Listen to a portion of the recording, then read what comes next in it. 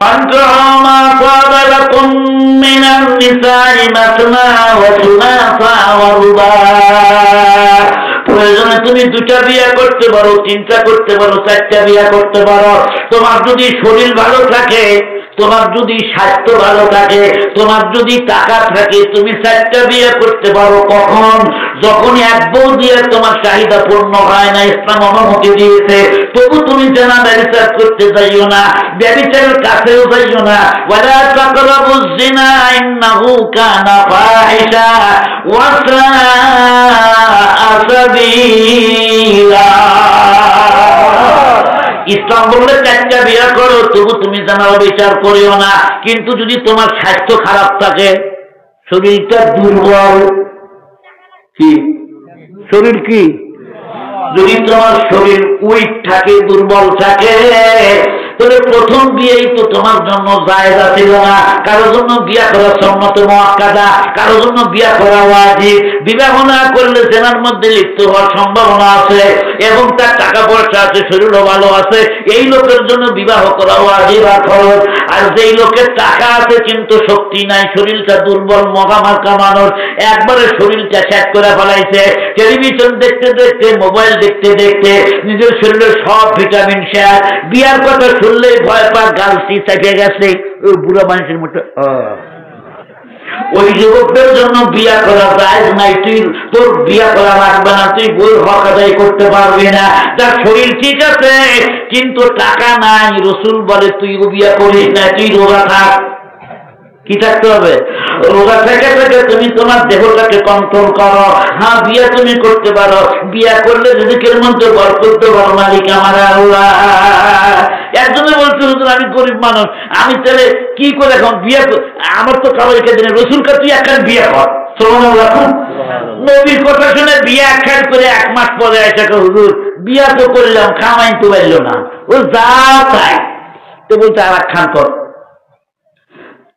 আমার মাথা খারাপ, এক বইয়ের জোগাড় দিবার করি না। আরে তুই কইরাই দেখ না খা, আর একখান করে 1 মাস পরে এসে হুজুর কই আমার ব্যবসা আগেও যায় এখনো তাই, তো বলছে আর একখান কর। 3 নাম্বারটাও করছে নবীর কথা মতো, 3 নাম্বার করে হুজুর যা তো তাই বলে আর একটা কর, অনুমতি আছে। এই আর একটা করে 1 মাস পরে এসে হুজুর খালি মিথ্যা কথা কম কেন? আমি নবীরা মিথ্যা কথা কই না। তোরে আমি জিজ্ঞেস করি, তুই এই কামাই দিয়া কোনো বউ পালতে পারিস নাই? তুই যখন বিয়া করছিল তখনও তোর এই কামাই ছিল, যদি কামাইয়ের মধ্যে বরকতি না হবে, 1 বউ তুই 1 মাস কেমন করে পারলি? তারপরে যদি বরকত না হতো 2 বউ কেমন করে পারলি?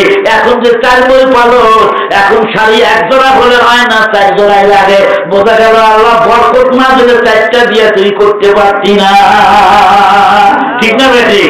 আতিনা ফি দারি দুনিয়া মা হাসান, আতিনা ফি দারি উকবা মা হাসান।